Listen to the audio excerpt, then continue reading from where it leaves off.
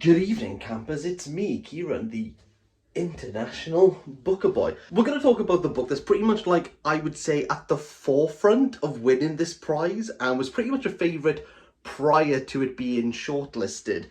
We're talking about David Diop's At Night All Blood is Black. And I'm going to propose a new title for this because I don't think it's that good. It shouldn't be called At Night All Blood is Black. It should be called All Books About World War One Are Modernist.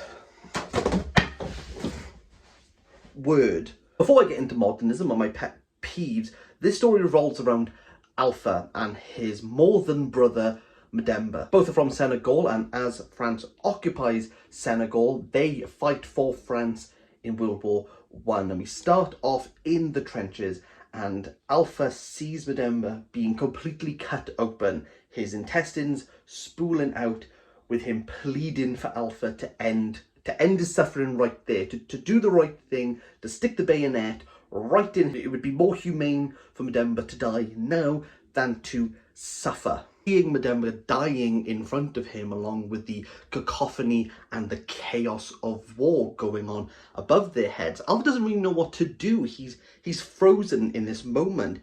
He's just trying to process exactly what he is witnessing. Alpha's more than brother is beyond any help, but Alpha's trying to process everything internally, and what comes with grief comes cowardice, and juxtaposed this cowardice, he's given a medal of honour, a medal for his bravery. These juxtapositions are what I would say are mainstays within modernist writing. Now, modernist writing came out around World War One as people were trying to process the chaos and find order. They were able to find structure in them, and this is where structuralism really starts to blossom in literary theory. Structuralism, in a nutshell, is looking at a sign or signifier and seeing how the counterpart affects it, how it interacts, or how it doesn't interact with it. Therefore, if we know if something's good, how do we notice if something's bad? I'll give another example from this book, but this is something that many writers, many people have drawn inspiration from, such as the famous Blackadder scene. Soldiers who are not obeying orders are dealt with by telling them to get out of the trench and run into no man's land, where you will inevitably be shot. If you don't do that, you'll be shot by your comrades. But if you do that and still get shot, a medal will be sent back home for your bravery. Going back to Blackadder, what feels like a momentous and brave action, which is going into war ready to fight, that still frame and that fade to black really emphasizes that this isn't brave. There's nothing momentous about it. We're watching people go to die.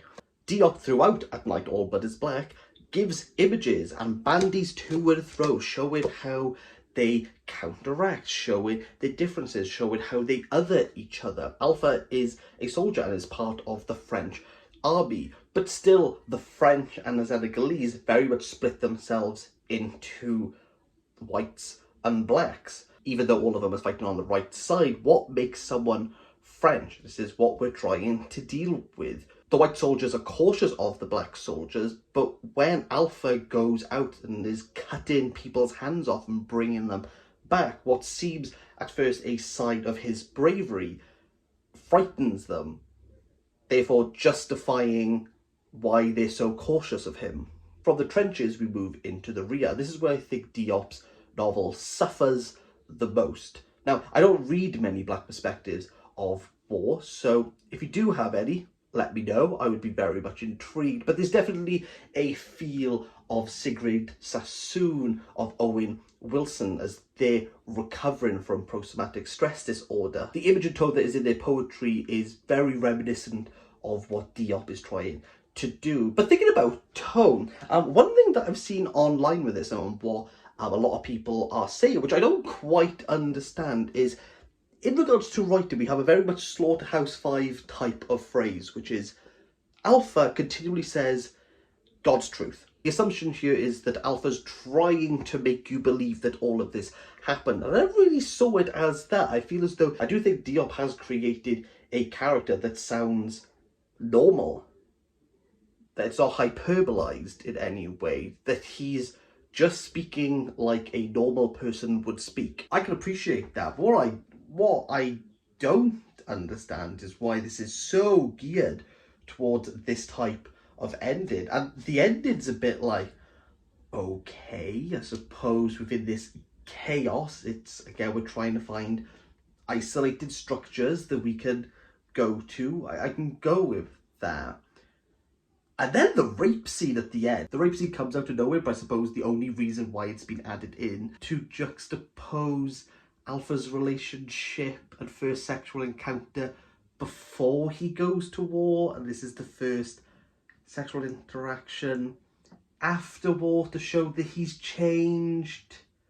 Some people might appreciate what Diop's doing, but because it's like right towards the end, it does feel really shoehorned and like I can get one more thing that's going to jolt readers. But like, truly, God's truth, after the hands have been cut off, this novel plateaus. It plateaus, it stays on the exact same level all the way through. And once you see what Diop's doing,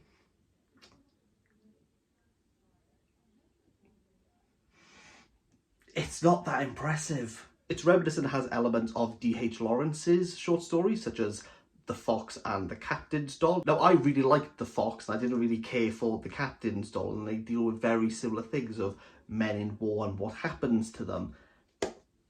I think once you've read a modernist novel, they do perpetuate very like the same thing, and I feel as though now we're past the centenary of World War One.